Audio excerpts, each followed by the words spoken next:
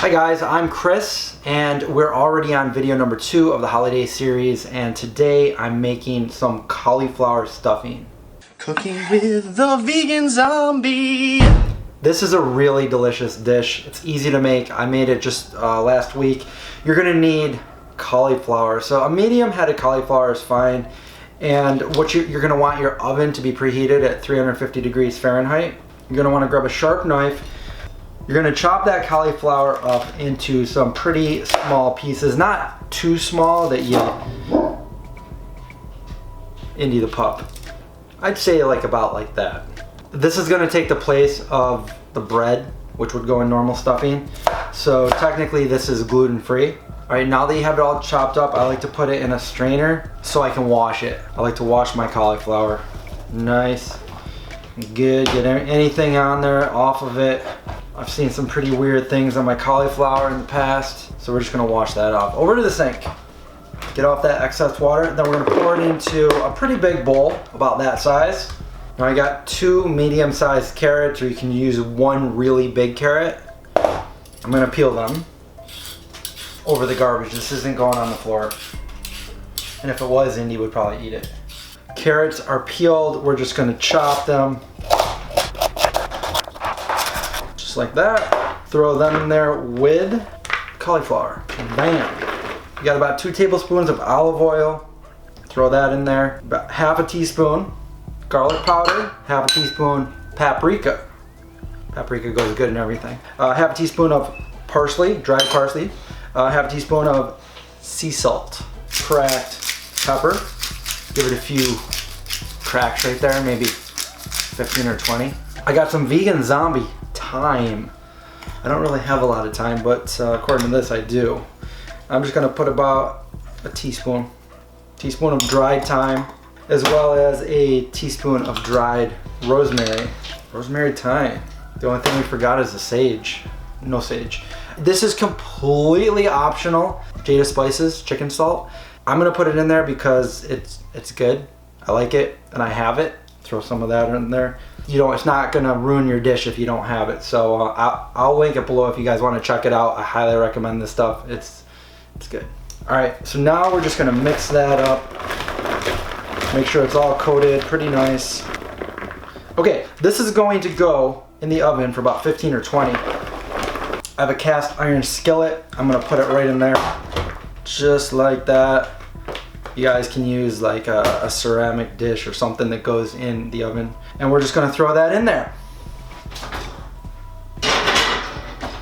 All right, the next step, we're gonna be going over to the stovetop, but first we need to chop up our celery and our onion. So, nice small chop of the celery.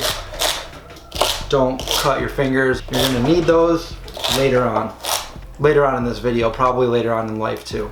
And we're also gonna chop up half of this onion. You can use whatever onion you want, or even shallots. I'm using a red onion because it's got the most nutrients in it.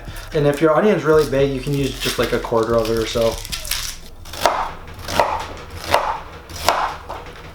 Nice small dice of the onion. All right, so now we're gonna go over to the stove. I have a medium saucepan right here and some Miyoko's butter. You can use whatever vegan butter you want. This just happens to be my favorite kind. Miyoko's Creamery, I'll link it below. And we're gonna use a tablespoon of that.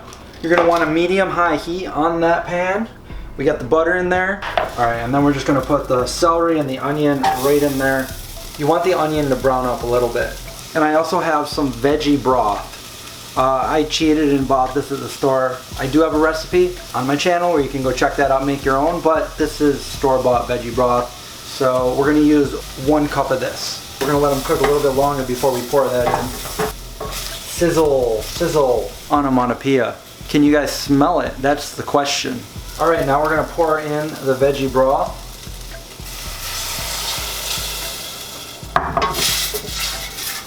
Oh yeah, reduce that to about a low medium heat and cook that for about 5 to 8 minutes. Okay, now we're ready for the next step. We're gonna take these off the heat. And now for the oven. Look at that. That smells so good. We need our wooden spoon. We don't want to use our hands, it's too hot. And we're just gonna pour that right over the cauliflower. And now we're gonna mix it in. Really good. Get everything coated with all that flavored goodness.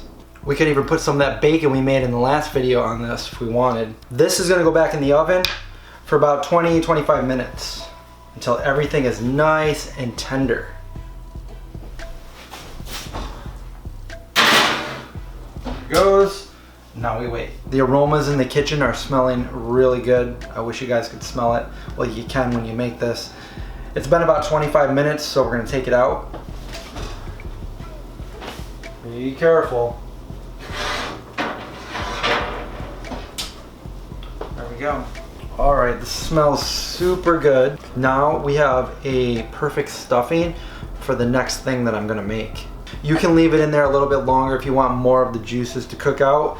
This tastes like a stuffing, but obviously it doesn't have the same texture as if you're using bread or something like that. We do have the traditional stuffing recipe right in our cookbook. We have a video for that as well. But I wanted to go with this. This is a gluten-free cauliflower stuffing.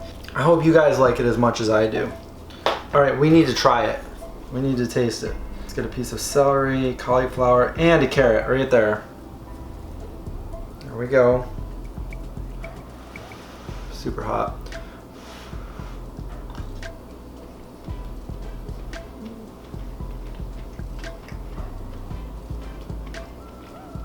It's so good. It's all really tender. They all cooked really well. Remember, I do have more of these videos coming, so stay tuned. Subscribe, hit the little bell so you don't miss notifications. Watch out for zombies, and I'll see you guys in the next video. Ooh, hot, hot, hot.